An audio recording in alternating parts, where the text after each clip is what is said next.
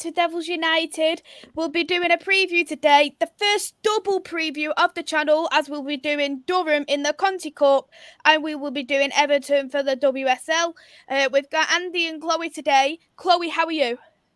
Hi, yeah, I'm good. Glad to be back on, and what a big week it is for the United girls with Durham in the Conti, Everton in the league. Two big wins that we need.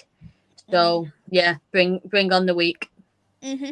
And Andy, how are you? I only seen you 24 hours ago. I know. It was good. It's been good. It's been great to hang out so often. Yeah, looking forward to, as I think I put on my Twitter earlier to promo the show, Party in the Park, 2 parks, 2 games, 2 wins, hopefully. For people who are also aware who's a channel member and want to be a channel member, these are now finally come in the post. So it's a Devils United pin badge. So if you sign up to a channel membership as little as 99p, you will receive this in the post. Any channel members that is already, I will be in contact in the near future and we'll get that arranged. I'll probably get them sent out once I've come home from America after I've been less jet lagged. But that's what you'll receive, Devils United pin badge. So you can just put it on there with your carry me wherever you go, maybe close to your heart, who knows. So we'll go on to the game in itself, and we will start with Durham because it's obviously the first game coming up. Andy, how are you feeling coming to this game ahead? What's Durham like as a team? Because it's so weird. Not good things. I mean, Chloe's already split up, already, creased up. I mean, it's just, I'm like a kid on Christmas morning. I mean, to be honest, it's Millwall with Geordie accents. It really is. They hate us with an absolute passion, and I would say that the feeling is mutual.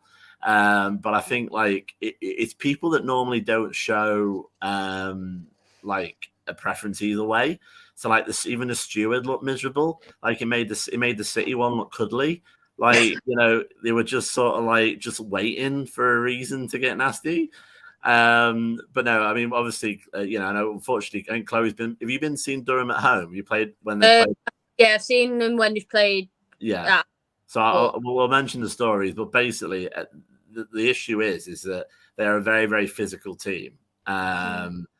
They literally put Man United in a headlock last year, and it wasn't picked up by the ref. The pitch is an AstroTurf pitch, so very poor and quite dangerous to play on. So it normally is a tough game. I say normally because one of the things I did notice in prep for this is that Durham are 9th at the minute in the league, whereas normally they're kind of second, third, fourth when we play them. So it seems like they're having a bad year, which is kind of good for us. So hopefully it won't be as bad. But for some reason, it's it's weird because it's kind of good for the women's game because it's a rivalry that is purely from the women's team. Man, obviously there isn't a men's equivalent. Durham literally just have a women's team. They're linked to Durham University. But it's a rumor that we've generated when we were in the championship. Now, obviously, what I'd say, and I don't want to monologue too much because, but as you say, I've been to Durham. The reason where the actual rumor comes from is the first away that we did in the first championship year. We went to, I say loosely, a stadium called New Ferns Park. And if you ever look at it on Google, it's more of a stadium that we're going to go to on Sunday. It's a little bit like Everton in a way. Bloody cold, really, really cold in December. And it was my first away, actually, I went to before I even knew the Barmy Army. And no word of a lie, you had us standing around the pitch. And there's about 15, 20 of us, about 900 Durham people looking really angry, just genuinely looking really angry. And we actually lost. It was the only game that we lost in the championship. And, basically we didn't know this at the time, but they were the they were like the symbol of WSL, library. So we're chanting and we're slating their players. We're having a go at the ref as we normally do. And it was just sort of about 2/3 into the game. And when you sort of noticed, and I remember looking around, even knowing that at this point, I looked around the United plan that I was there. We're all wrapped up like terrorists anyway, because it's so cold. Like we've got like, but bubble hats and all this kind of stuff. And I just said to someone, I remember saying, do you get the feeling like you're being watched? Because literally the whole stadium is just looking at you. And Durham United gave away a penalty, and Durham scored. Shiv obviously was our goalkeeper at the time. And when they scored, the whole team ran over to us and sort of went like that, like that kind of thing, which obviously was great. We take that now, but it shows that they were a bit irritated as well. And then I remember when the sort of match happened, we sort of left as soon as we could. We kind of just like, if anyone's seen that old Top Gear where they joke around in Alabama, say, they get petrol and they get attacked. And Jeremy Clarkson to camera says, actually, I've forgotten, I don't need petrol anymore. It was like, right, okay, that's it, bye. We just sort of ran off. And then all over social media, United are thugs. We normally have drinks with fans, but we wouldn't want to hang around with these people and all this kind of stuff. We took exception to that, and that's kind of where the rivalry was born. And obviously, they played us at home, and I'll stop now so Chloe can get involved. But there's another story from last season as well. So it's just one of those weird things, but we just hate them, and they hate us, and that's kind of okay. Mm-hmm. Before we quickly move on to Chloe, I'll just say hi to people in the chat. I forgot to do at the beginning. Must have some kind of brain fog today. Good evening, rather. I hope you're well. Thank you for coming in. Good evening, Reese. Hope you're well. Thank you for coming in. Good evening to Henry. I hope you're well. Thank you for coming in. Reese is laughing at your Millwall with Geordie accent comment. It's true. Hey there, it's a couples thing. I hope you're well. Thanks for coming in. Ravi said that Durham play like Stoke City. Well, Stoke City are in tier 3, so I don't think we in for the women. I mean, obviously you can make the equivalents for the men, maybe, Chloe, because you've seen them play at home, but they're just very, very physical and very, very rough. I think for me, I think Durham are a bit like Stoke in the men's because they are very physical. But I don't know. Okay. Hey there to Niall. Hope you're well. Thank you for coming in. Thank you as well, Reese, for the super chat. That will go to Breast Cancer Now. So thank you very much. And if anyone is interested in donating to Breast Cancer Now, you can do that in the link in the description below. And you can also get one of these if you do want to become a channel member today. And hey there to Nippon. I hope you're well. Thank you for coming into the chat. So we'll go on to Chloe about Durham. Have any memories at all about Durham? So, like Andy, I have seen him play, but it was at home. Where again we won it. But we had that rivalry. We did, and it's what the women game's about. We want our own rivalries. We don't want them as much with the men. We want to build new rivalries, and because Durham doesn't have a men's team, that works, and that's what we like. And yeah, we have our Liverpool rivalry, we have our City rivalry, and I think the day we can play Leeds. Yeah. I worry about you guys when that happens, because I've seen what happens when you get near the stadium. You can imagine, right? Imagine how Chloe was when she seen the Leeds ground. I'll be 10 times worse than that. Yeah. I hate Leeds. Thank you. So when we get the chance to play Leeds, that rivalry will top it all. So this is just like the par for Durham. So yeah, I'm gutted I can't be at the game on Wednesday, is it? Yeah, Wednesday night.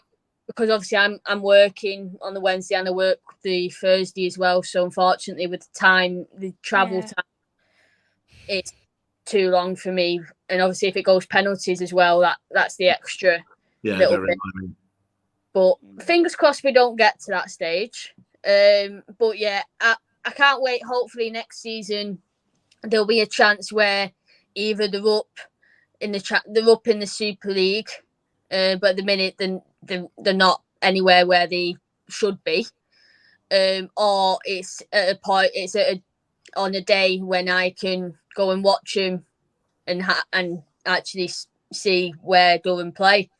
because at the minute I've only seen where they play on TV, so that's a disappointment. But from what I've been told, it literally is like a park. You're very close to the stage. You're very close to the pitch. I'll let Andy speak about that in a few minutes, but yeah, it looks to be an all right pitch, even though it's Astro. You are very close to the players, but unfortunately it's Astro, and that's where a lot of us will get worried about players getting injured, and because our players aren't used to it, they're not used to the Astro.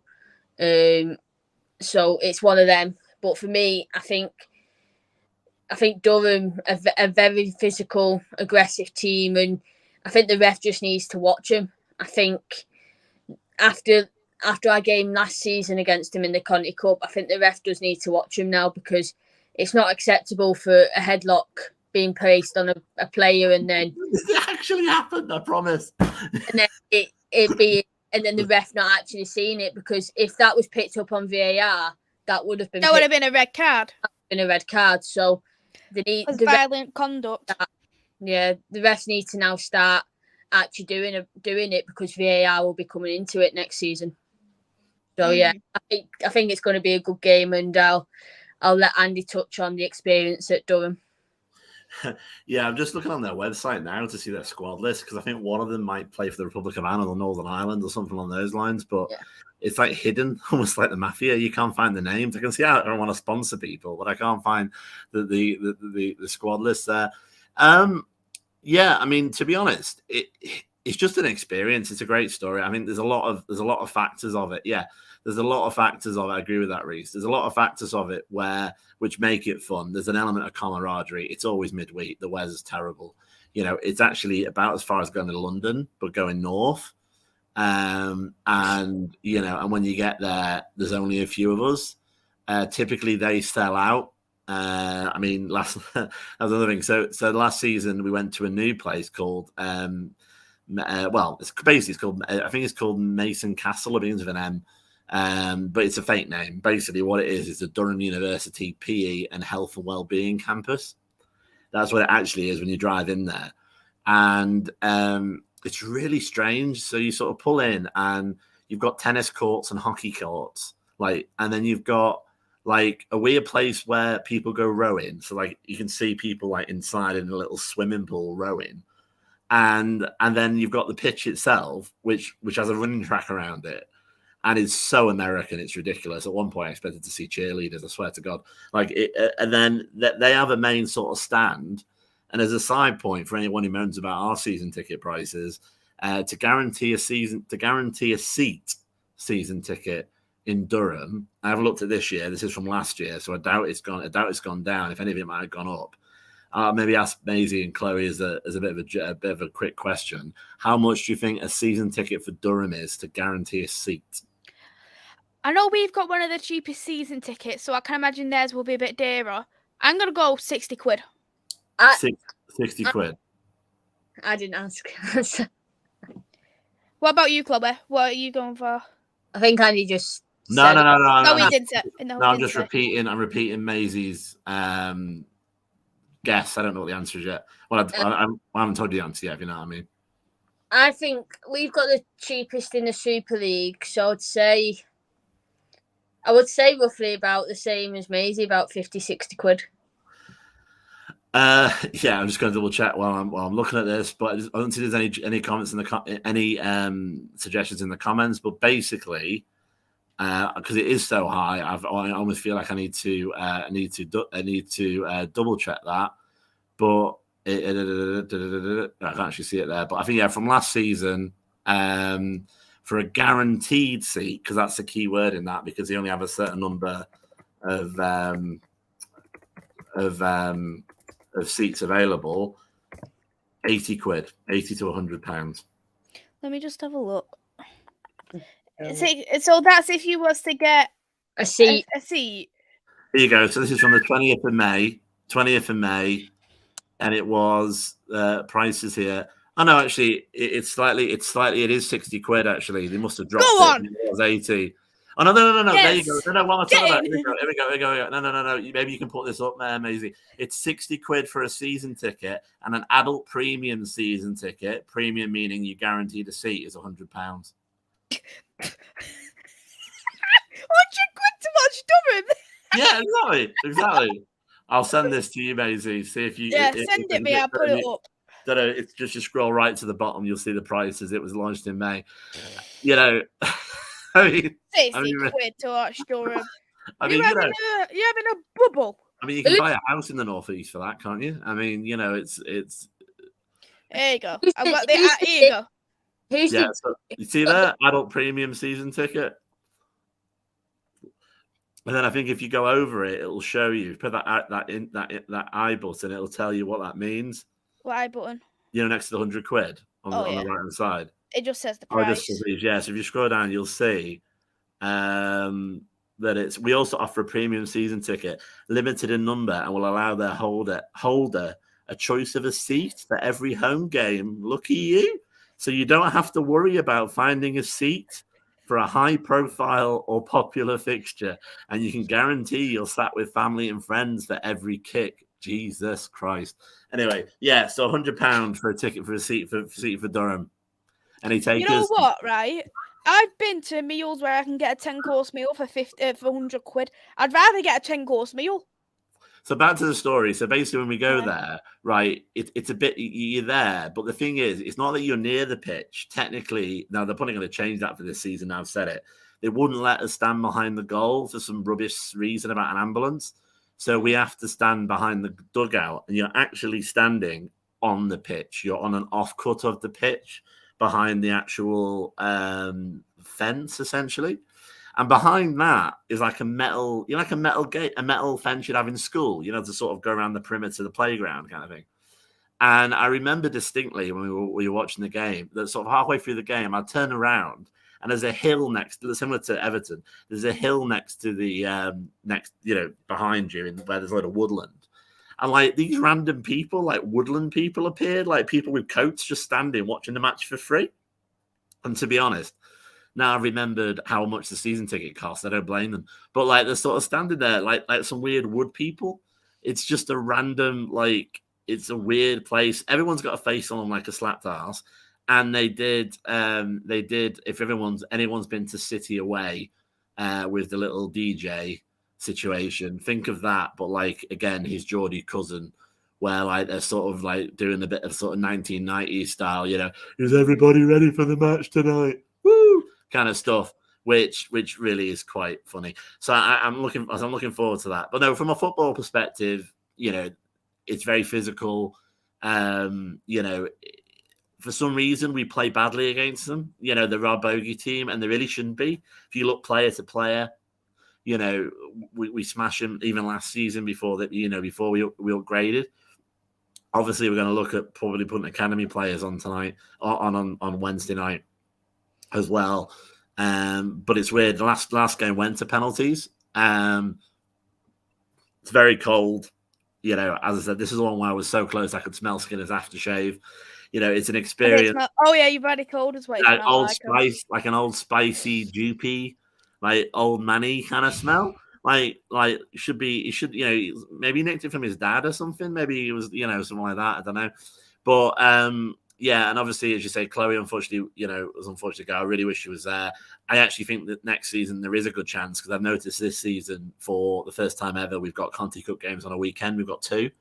Obviously, that we had the one in Villa. Don't we have Sheffield United on a weekend? Yeah, so I mean, we've got two this season, but last season, as far as I can remember, we had zero on a weekend. So hopefully that increases the chance of next season, and it'd be great to have you there, hon. 100%. Hey there, Vincent. Hope you're well. Thanks for coming in.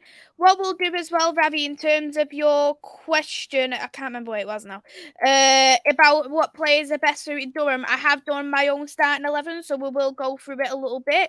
But before we do that, we'll do one positive, one negative each. Let's go with Chloe first. What's your positive? Yeah, what's your I'm negative? Talk for hours otherwise. One positive, one negative. Positive.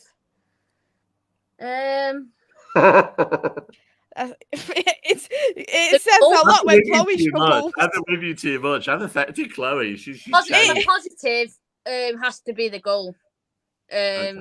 Because one, we scored it. Two, it came from a set piece, and it was a Katie Selham set piece. So we can see where we're improving, and that is getting improved. My negative is we're missing Honor. That is my negative. I don't think, for me, why play Maria at a right back when Maya can play at a right back, and that is actually her position. So I'll now hand over to Andy to talk. To be honest, if I wanted to be really bitchy, I'd say why play Maria, end of sentence, but that's probably a bit harsh. Let me try. Right, positives. Okay, positives. We won. That's the obvious positive. Negative, actually, is Skinner's comment about we were efficient. He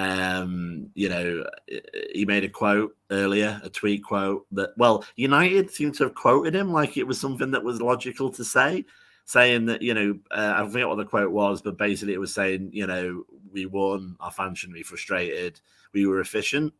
So in response to that, I did a quote from the dictionary highlighting the word goal difference and what it means, because I assume Skinner's forgotten. So I'm happy to help. I can tell you on Wednesday night as well if you want. I'll be close enough to you. But no, it's just the weird thing about Skinner, right? Is he's obviously a good manager. It's like Zelham in a way. He's obviously got a lot of skills, but he makes it bloody difficult to like him. It makes it very, very hard to get behind him. And he seems to have had a go in the post-match press conference. He seems to have a go at United fans for being frustrated at the performance, saying we can't score goals every game or something along those lines. And it just seems a bit. I don't know if I'm going to use that word. I'll think of a better word. It seems just a little bit like sensitive man syndrome when he's been offended. You won. We're on your side. We want United to win. There's no point. There's no why you attacking us. What I would have expected him to say is, obviously our fans are always going to push us and we appreciate that. But, in the grand scheme of things, it was 3 points. Sometimes you got to grind a game, grind a game, win ugly, whatever you want to talk about. And then that's the end of that. But then he goes on this weird attack, almost making you feel wrong for being frustrated and thinking that the performance was terrible. And that's what's so strange, because why do that? There's no need. And the actual quote that he did was, it was a butcher basically of an American quote, an NFL quote, which is offense wins games, defense wins championships. But that's very specific to the NFL. At the end of the day, you win every game, you win the league. But if you don't win every game, you need to maximize goal difference opportunities. And that's what was frustrating about... I think, just to interrupt about defence, I think it works better when it comes to cup games. When you're in knockout cup games, that's when the defence works. But you can concede the odd couple of goals. It is about goal difference in the actual league. But when it comes to the Conti Cup, I think the defence matter more. Yeah, exactly. I agree. I think for me, if we're gonna have different defenders at the time, for the time being, for the Conti Cup. We're gonna experiment with different players, different centre backs, because we're missing Mannion, but Lad can play in centre back. We've got Tunkaru on bench. We've got Torres Dottir on the bench, and at the minute, if we could play Maya Letizia on the right back, and then slot in Tunkaru or slot in Torres Dottir, we would have our fullback. We would have it. But Mark Skinner is playing Maya as a centre-back when she played at Brighton. Yeah, she did play at Brighton as a centre-back, but her main position is as a right-back. And for me, if you've got someone who's actually a fullback and can be played as a fullback, why aren't you using it as that? Why are you using someone who doesn't play as a fullback and plays as a centre-back? That for me, that's the frustrating point. You have got someone to cover Honor or to cover Hannah, but you're playing them out of position. And we always keep saying this. We said it at the beginning of the season that we didn't want to see players being played out of position. We've got the players to play. And for me, Maya plays good as a centre-back and as a right-back or a full-back. So why not experiment with Millie and Maria again? Or because I know full well that as soon as Mannion comes back, Mannion's either going to be straight back in the lineup. I don't think she will. Well, I don't think she will at the start, but I think she'll be back in the lineup, especially for cup games. And then that's where you go. Where does Laetitia play? Does she go on the right back? Does she start and then she's subbed off and Mannion comes on? That's where we've got that problem. So we need to start playing Maya as a fullback and getting that experience and getting her running up the wings, because when she played against us at Brighton in the last game at home, she was a fullback, and the pace that she has on the wing is incredible. So her link up with either Leah Golton or Lucia Garcia or Leon, that's what we need. We need that partnership. We can't just keep relying on Hannah and using Torres Dottir out of position. We do need to get January. We do need to get one in the transfer window in January. That's a given. Yeah, but I don't know. 100%. I mean, I've got the exact quote now. Yeah, I'll get it up. Yeah. I'll let you bring it up then before I read it. Like, we know goals. Well done, mate. We know goals. We win games, but clean sheets win titles. It wasn't vintage from us, but it was efficient. I'm proud. It's just overly aggressive. It's overly like, screw you if you're not happy.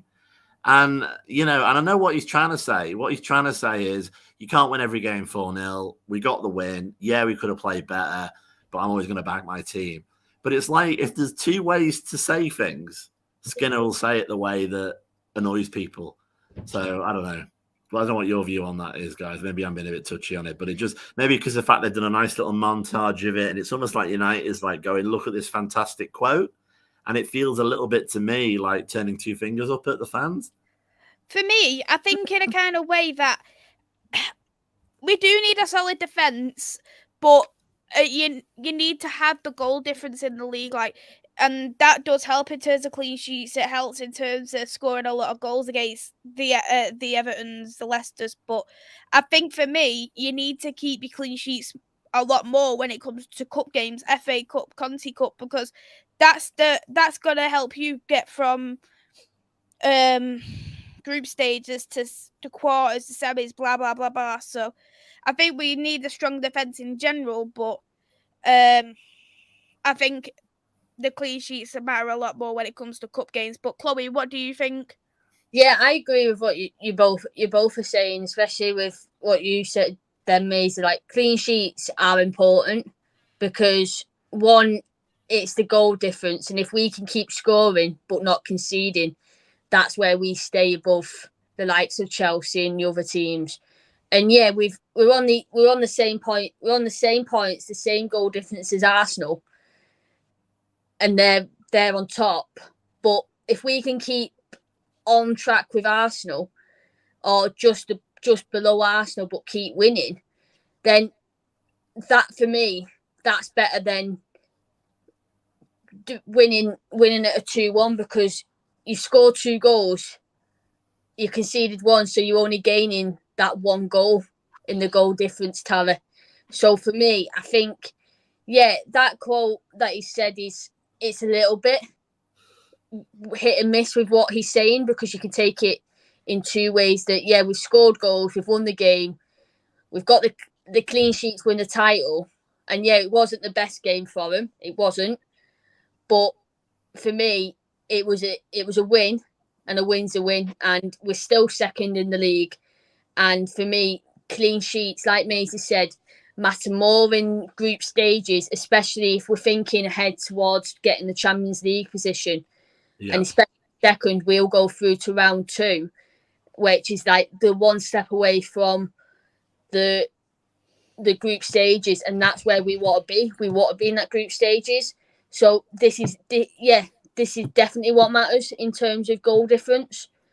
But we need to do that in the league first before we think about doing it anywhere else. So with what he's saying about clean sheets and stuff, yeah, he's not mentioning goal difference, but clean sheets mean goal difference.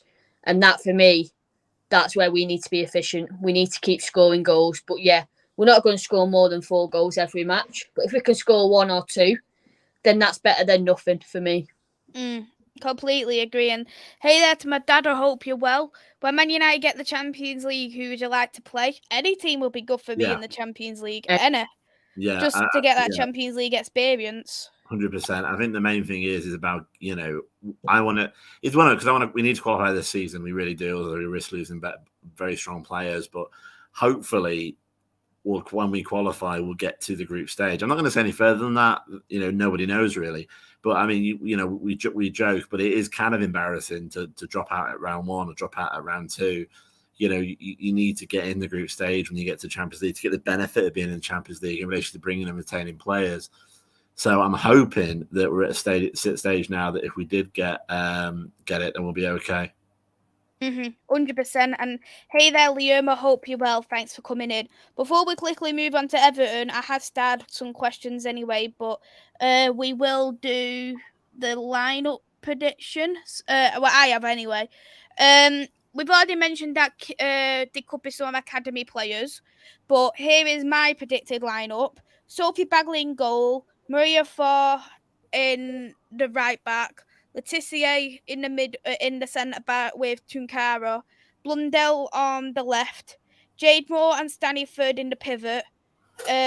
Leon is on the left hand side, Borisa in the 10, Paris on the right, and Martha Thomas up front. Chloe, what do you think of that lineup? Do you think that will happen? I think that's a good lineup. I can see most of them playing. I do.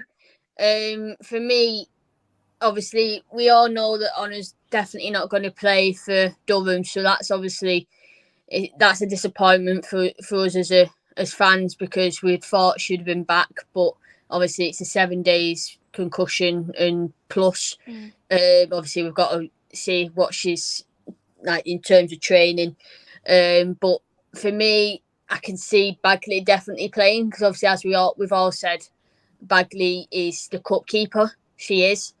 Blundell, Blundell's one of our only fullbacks unless Skinner decides that he wants to start an academy player, which I can't see happening. I can see him bringing him on. I can see some coming on, but they do play that day as well in the afternoon.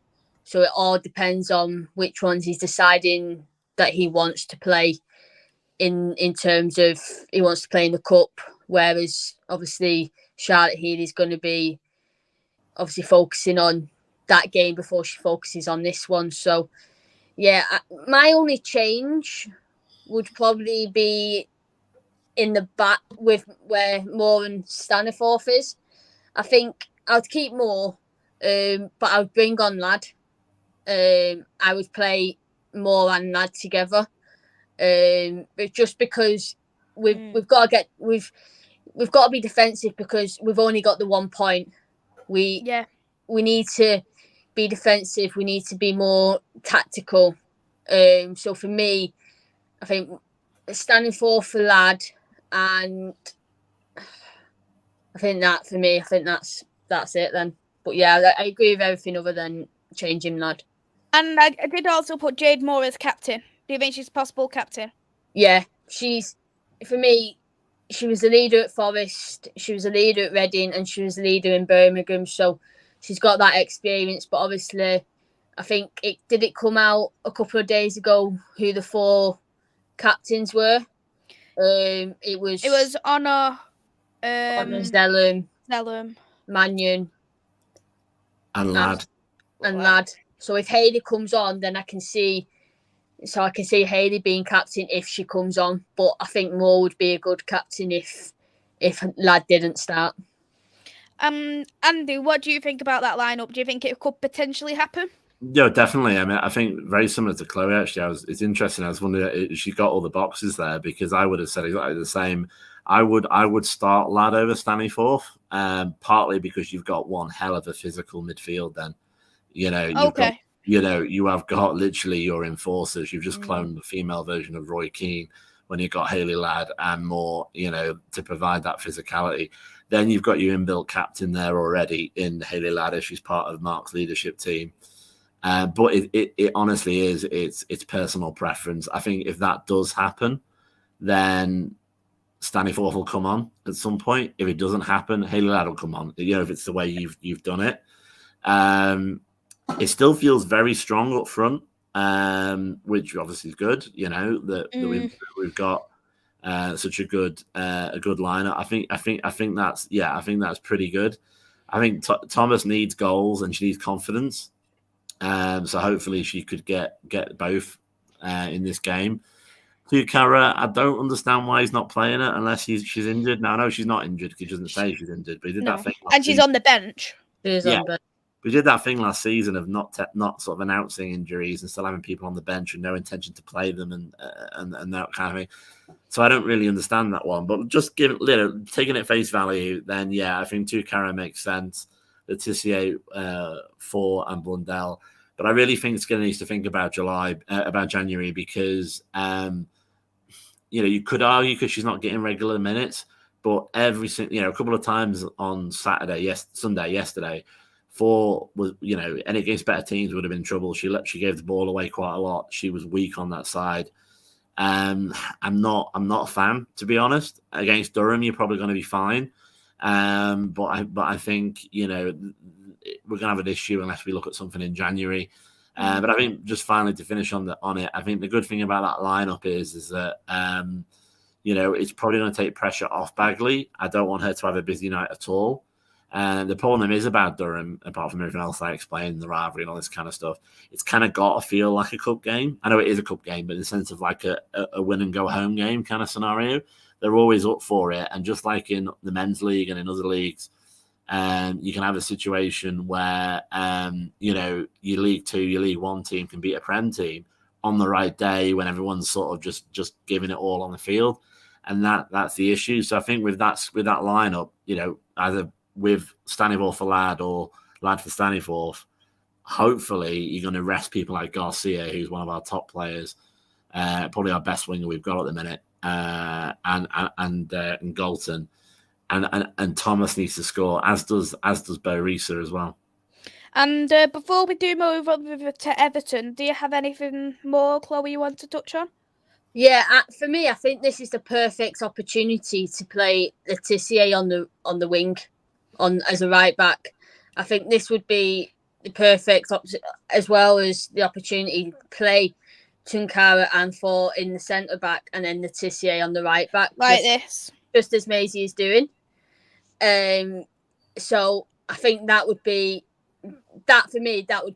another change along with Ladd. I think to experiment with Letitia on the wing, that this is the game for it, in my opinion.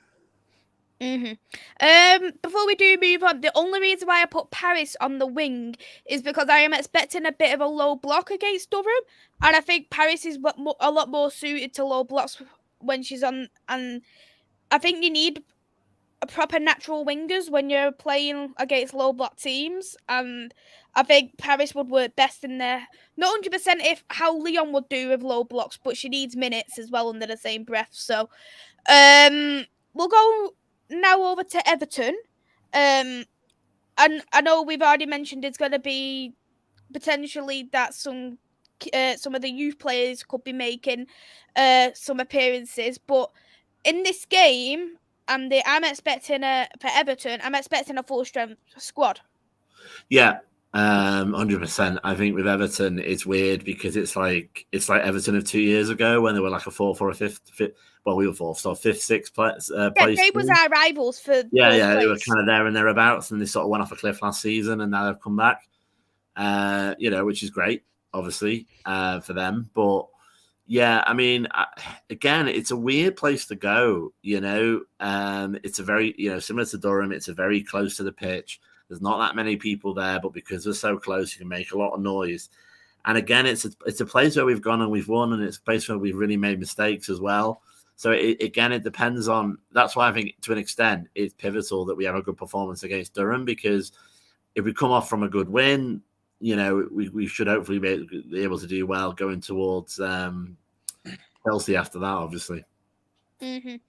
And for you, Chloe, how are you feeling for this game? Because when you look at Everton 2 years ago, it isn't the same Everton, as we've already touched on a bit slightly compared to last time round. But I still want a full strength squad, because we're basically tying with Arsenal right now for first place.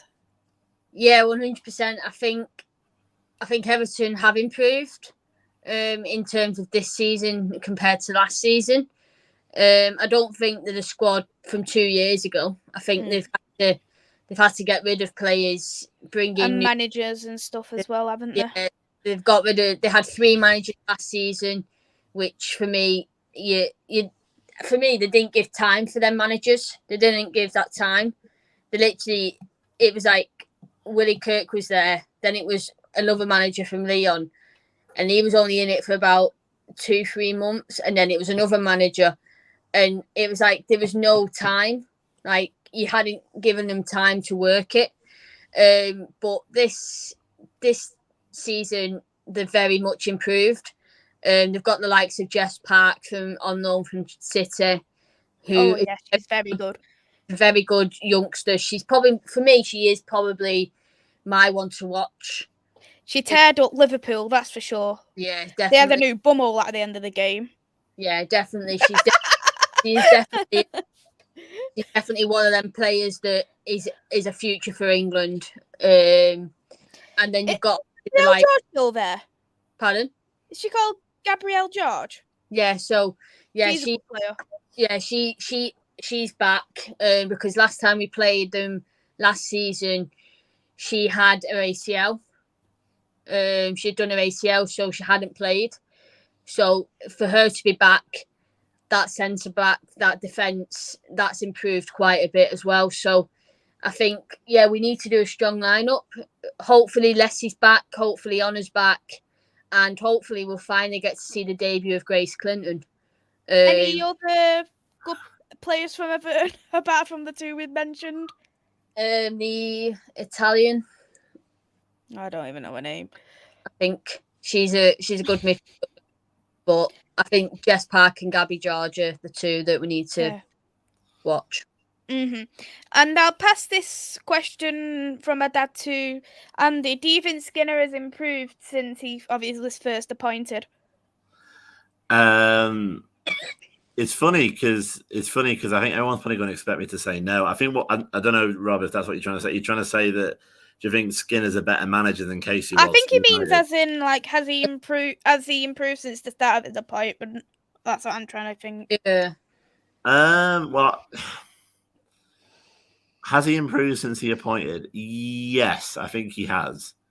I think but it's actually a lot of it's off-field stuff. So he stopped talking about Wobble, about waves and energy and, cosmic rays and all that crap. And he's been a bit more focused on the game. I'm just going to add the additional question in case it was also saying about, is it an improvement on Casey Stoney?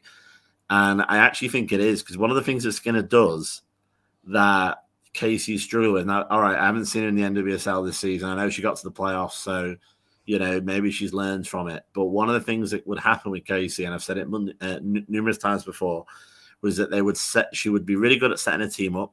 She'd be all right coming out second half, but she was abysmal in mid-game management. She was not very good at pivoting. She was not very good at sub decisions and sort of getting the instructions out to your players in the breaks of the game. And sort of reacting to what happens. So if we got the game plan right first time, great. If we didn't, there was a few times where she was like a deer in the headlights, and that's one thing that I think Skinner doesn't do. Skinner does react, generally to what's happened, more so this season. Actually, I think he definitely feels a bit more like he's aware that his job really does depend on what happens this season, but. As I said, it's hard because I'll get behind Skinner and then he'll say something stupid and it annoys me. What about you, Chloe? I think for me, we have improved. I think he has improved. I but I think he's only improved because he's got the players he's wanted. I was gonna say he's got that tiny bit more backing as well, Yeah. because I think squad depth is at the best it's been, isn't it? So Yeah, exactly. Especially this season, we've got that. We've got the depth. Last season, he was coming in off what Casey's was bringing in. Bill, didn't have his own team really. Yeah, so and he only had January, and yeah, he brought in Diana, who was only on a 6-month contract. He brought in Jade. He brought in, and then so for me, I think now we've got that backing, and now he's got the money to use. If we can get, we've got good transfers in the summer window. If we can get good transfers in the January one, especially 1 or 2 fullbacks, I think that for me, that is where he will improve. And if he could get the Champions League, then that's all we want. That is one thing that for me has improved. We are in a fighting chance to get there. And I think if Skinner knows what he's doing and he knows about the goal difference and he knows about our hopes of getting Champions League and our desire to get the Champions League, then he knows that we need certain players. We need that more depth, and the only depth we've not got is in the full back position, and that is where him and Polly and Johnny Murtagh have to talk to each other and come together and decide, right, we need a couple of players as a fullback. We need to sign we need to get Honor to sign her contract. We need to get Leslie to sign a contract. And that, if we can do that, then for me, give him his extra option, and that for me, that's where we've improved. It was good that you have mentioned on that, Chloe, because I actually totally forgot to mention it, and as well that it has happened about Polly. She is, of course, our new head of development, the one who we've been looking for forever, basically. Everyone was wanting her. We needed it really, don't we? That little bit of helping hand for Skinner, because I know a lot of people criticise Skinner, but he's still such a young manager at the end of the day. He's only 38, and he's still got quite a bit of experience being at Orlando Pride, being at Birmingham City. So for someone who's such a young manager, he still does have quite a bit of experience. So, and I think bringing in the likes of Polly, who is a very experienced person in her role, because she's been there for Brighton, she would have identified the great youth players. She would have identified the players who Brighton have brought in on their budget. And we'll go with you, Andy, and what you think of that appointment.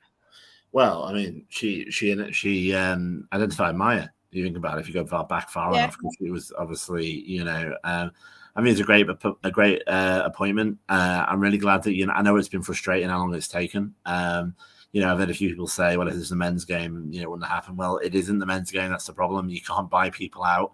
And I've seen what happens in the men's game. They just, sort of call their nearest lorry load of cash to dump outside the opposing ground, and they just get them out of the contract. Well, we had to wait until she took a notice period. I think one of the things about Brighton is that, they do add a lot of value and to what they've got. They might have the best players, but they add a lot of percentage to those players, which is kind of the way United wants to win, irrespective of how we all think there should be a lot more money given by United. That's the way United want to run their women's team. They want to buy quality players that add a lot of value and make a team that ultimately has a lot of value, rather than buy all the Galacticos, because it's not what they want to do. I think it's a great appointment. It's funny because this is another thing about what Skinner's brought in, and I totally forgot about it. Maybe we could have had her instead of Thomas for our Durham lineup, but Rachel Williams exists. So, maybe you'll start with her on Durham, but he seems to want to bring her in a bit more. I mean, he played her against Leicester. I don't know if he sees her as a steadying of the ship, sort of second half, sort of brings her on and sort of does that. But I am struggling to see the value there. I think, I mean, this is the thing about Skinner. I think it's one of those where he probably does know what he's doing, but it's very hard to see it until right at the end when it's finished, if that makes sense. And yeah, there's Polly, which I think we waved to Brighton at home. I think we saw her at Brighton at home. Yeah. Ravi did ask about the scouting, and I think it's quite early to say now. We've got someone new in the scouting. We've got someone who's actually experienced. So if you ask us a year later, maybe we'll have a bit of an idea. But we'll read a bit about Paula, just so people are aware of her, and then I'll get Chloe's thoughts. Polly Bancroft has joined Manchester United in a newly created role of head of women's football, marking another important step in the club's effort to becoming a leading force in the women's game. Polly brings more than 10 years' experience in senior football roles and has joined Man United from Brighton and Hove Albion, where she has held the position of Women's General Manager since 2020. She'll be responsible for overseeing all the women's activities at Manchester United, while also driving the club forward for long-term strategy to be the forefront of growth in the women's game, from first team level to academy age groups. Polly will work closely with Mark Skinner, women's head coach, to ensure staff and players have the support they need to compete in the Women's Super League, and with John, the football director, in the long-term strategy. So what are you thinking of that, Chloe? Of the appointment? I'm really happy with it. Yeah, it's taken a long time for it to get done. But like Andy said, she needed to do a notice period. She needed to do that. And that is where Brighton's very experienced, because you wouldn't have thought that they would need to do a notice period as a director or as a general manager that she was at Brighton. So for us to now have her, and for us to now know that we've got someone head of football, in terms that they're going to oversee everything. They're going to be in talks with Mark and in talks with John Mortimer. That's going to be good for us as fans, because we know that something is going to happen. And just touching on what other experience she brings in, she also has that experience of UEFA. And I did actually mention something about UEFA. Yeah, you're right, Chloe. And that, for me, she has that experience in UEFA. So she has that drive to get us players that we want for the Champions League and others. So for me, having that experience of someone who's works at UEFA, that for me, that's big. And yeah, because UEFA's the Champions League, so she'll know the best out of it. And as it says there, both with UEFA, the Football Association, and Brighton, she's worked across technical, performance, and business areas of the women's game. Yeah, exactly. So she's dealt with the technical side of it. She's dealt with the performance within the team, the staff, the manager, maybe the fans as well, and the business side of it, in terms of financially doing all the transfers and just basically helping the team out in terms of what we want as fans. And I think it'll be good to see her regularly at home games, especially, and it'll be good to get to know her in terms of fans, in getting to know Polly. And if she can see what we want, then she knows she's on a winning track. So I think it's one of them. I think it's very good for us. She brings in that experience in terms of the FA, the UEFA, Brighton, and it's just great timing just before January transfer window as well. Mm-hmm. We'll ask the two questions before I go to my predicted lineup for Everton. My dad has asked who is the standout players up to now. For me, if I was going to pick one standout player, we'll pick one each. I'd have to go with May Letizia. Yeah. I think the way May Letizia plays is that she plays like she isn't a new player. She plays like she has always been at Manchester United. She's so strong in the back. She complements Millie Turner very well. She's brilliant in the air. She's great with her passing. She's great with her long crosses as well. So I think she's a cracking young player. The way she plays, you'd think that she was, for me, in a prime, the way she plays. That's how she plays for me. So when she hits a prime, I think she'll be hitting world class levels.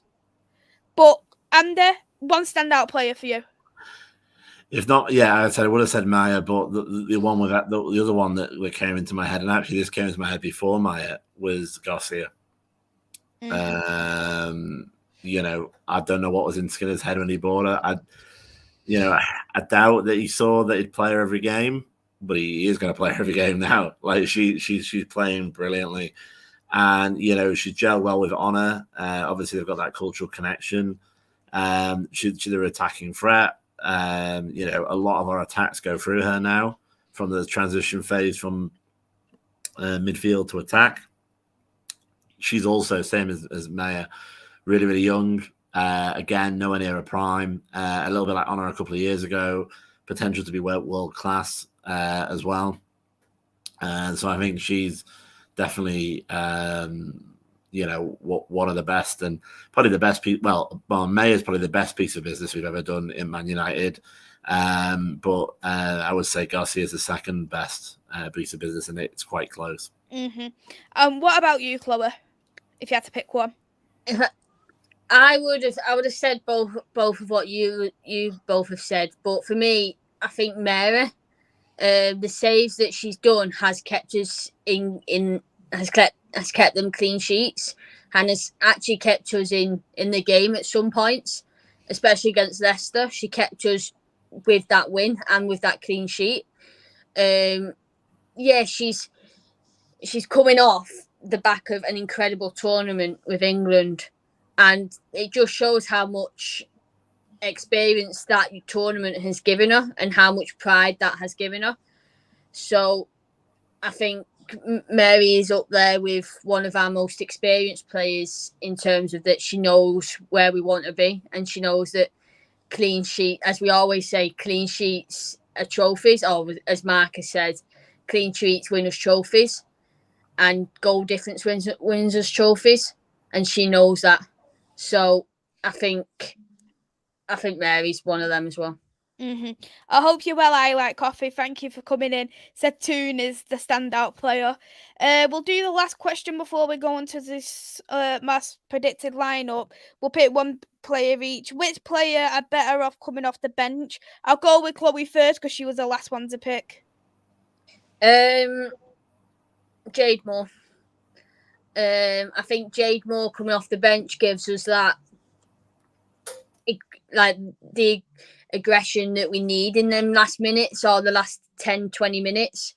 It gives us that time that we can rest players that we need for the next games and bring on Jade. And she's like we said before, she is a leader in the team, and she has that experience again, but a lot with clubs and with Champions League, with playing in Atletico Madrid. So she has that experience. She knows the drive. So yeah, for me, the Jade Moore is probably one of the best coming off the bench. What do you think? Andy, you go next. Yeah, I think. I mean, probably, yeah, in the sense of someone who actually is a sort of a bench player or a player that normally is on the bench. My initial reaction was actually Paris, but she hasn't been on the bench recently. She's been starting. Yeah. So if I look at people that are actually on the bench, more often than not, probably Leon. But then again, I'm so off at, I'm so sort of goal focused. I'm going to miss a lot of the sort of building blocks, the bread and butter work that gets done by more defensive minded midfielders or defenders. So it probably, like, I think it's X, but I think Chloe's probably right. It probably is Jade Moore. What do you think? What do you think, Maisy? I would have gone with the two you've had, but you know what? I'm just going to be nice. Let's just say Rachel Williams. She's come off the bench twice. She's done a couple of shots, couple more shots than what Martha Thomas has done. So, would you like to repeat for Chloe's benefit the nickname that we gave Rachel Williams? That's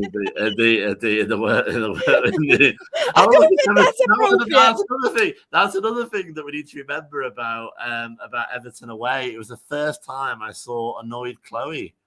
Like, there was a face that came out. It was very late at night, to be fair. But it was a face. Was that when you made that comment? Well, that makes so many comments. I can't realize, it was the very, very angry face that I got in a very cold Everton at about 10 o'clock at night. First time I saw it. I had been in work since 6:30 that morning, and I was at 5:30 the next day. So I wanted bed. I wanted to go to sleep. I think you wanted to. Yeah, I think you wanted to separate my arm from my shoulder at one point as well. But luckily, it was fine. It all worked. It all worked out well in the end. Yeah, I like Coffee's gone 5-0 for United, but let's go on to my lineup prediction anyway. For me, I have in goal Mary Earps, right back Honor, centre backs Letitia and Turner, Blundell is in the left, Zellum is the captain. I forgot to put the captain sign on. Zellum in the captain alongside with Hayley Ladd. Golden, Toon, Garcia, and then Russo up front. It is rumoured Russo could be back through, but if she isn't, I expect Nikita Paris will be changed. We'll go with you, Chloe. What you think about that lineup? I agree. I think for me, I think that's probably one of our strongest lineups. I think it could be that. My only change might be on the wings, whether or not they change it up and put either Leon on instead for one of them. Instead of who would you do it instead of? I'd probably say Leah. I'd probably put Leon on for Leah and then bring Leah on because again she's a player that can play as a fullback. So if any of our fullbacks get injured, she can come on and play for them. But obviously she did that against Brighton where she tucked in for Hannah after she went off. But then like you said about Russo, if she starts on the bench, if she is in the team but comes off the bench, which I can see probably happening, I would probably say that, like you said, Paris would probably be starting if Russo doesn't. There's some positive lineup score predictions. Reese had 6-0, Ravi had 7-0. But Andy, what do you think of that lineup? Do you think Russo will be back for that game? I have a feeling not. I have a feeling she probably could be back, but just something tells me the way some of the comments are happening this week. I think he's not going to risk it. So you'd say Paris up front. If he does, I think he'd put her on the bench. Possibly that might be a good middle ground. But though, to be honest, like Chloe was saying, I wouldn't change that. I think that's pretty perfect. You could take Galton off for Leon, but I think I think it's very strong. The thing is, I don't want to upset certain fans in the comments, but Ella Toon's had a rough few games. I agree. Do you know who? Do you know who could be good to play, even though she's been injured? Grace Clinton, because it's against a farmer team. I was actually going to mention that. I was going to say having Grace come off the bench. I don't think she'll start, but having Grace come off the bench against the whole team, and for it to be a debut against the whole team, that for me, that would be the game for me. That for me would be incredible if she could come back from injury. Yeah, and to be honest, if we see her as someone who wants to play more often, you've got Chelsea next game. And what I would probably say is, if you were Skinner, you'd be like, right, okay. Some of the Conti girls, you say, right, okay, you play well tonight, probably because of the turnaround, you end up on the bench for Everton. For Everton, you play well at Everton, you get to start against Chelsea. You start using that as carrots. And I think, to be honest, the thing is as well, we all play the same number of games a year. We all play the same at home and away, but sometimes it does matter what order of games you get. And this year we've had a really, really favourable start to the season in relation to team choices. We will never have it this easy to get the Champions League in relation to, start of the season and who we play when. There's a couple of bits where we play tough teams in a row, but there's no month of death in February like we had last season. It really is for the taking. this year for us to get third place. Because if we normally don't trip up against Everton, Chelsea's a coin toss, of course it is, but they lost against Liverpool, for God's sake. We could win at home, 100% definitely at home, and then we'll then go into Arsenal thinking, wow, what's going on this year, and anything could happen. But I mean, obviously it starts with Durham, but we need to make sure we don't trip up against Everton. Completely agree with that. And on that positive note, we will wrap up. Thank you, Chloe. Thank you, Andy, for both coming on. It's been a great show again. Chloe, would you like to shout out your socials and your score prediction? Yeah, thanks for having me on, Maisy. It's been great to be on for the first double game on your channel. What's the score prediction for both games? Because we didn't do Durham, did we? What's the score? Oh yeah, score prediction for both Durham and Everton. Then I forgot about both. Yeah, so I would say score prediction for Durham 3-0 United. And my score prediction for against Everton, I would say 4-0. My socials is Chloe Riley 14 on Twitter. And again, thank you for having me on, Maisy.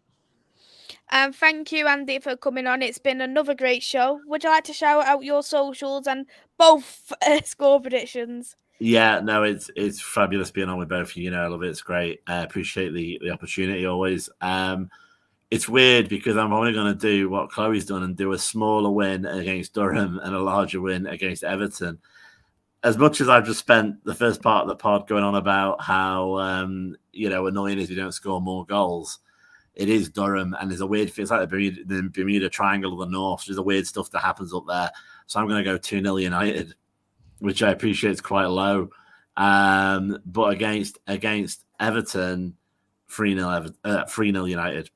I'm going to go 1-0 for Durham because I think it will be quite intense. Sorry? 1-0 for United. Oh, 1-0 United, not 1-0. Yeah, I was about to say. I meant for Durham. It's 1-0 United. Yeah, you're going 1-0 for Durham. That's a long drive. If you do, I'll be thinking of you when I drive back. I'll see your face in my head. Carry on. Yeah. So 1-0 for United against Durham, and I'm gonna go 3-1 for United against Everton. I think we may concede if we get caught out on the counter off Jess Park, and that's something we need to be careful of. We can't allow too many players forward. So that's my score prediction for both games. So go and check Andy and Chloe out on the socials. I'll be next live tomorrow for the West Ham preview. That'll be the last show of me for the next couple of days, next couple of weeks after. So thank you all very, very much. Smash that like button and smash the subscribe button. And if you do want to subscribe to Breast Cancer Now, the link is in the description below. Everyone, enjoy your weekend. Take care and bye-bye from me.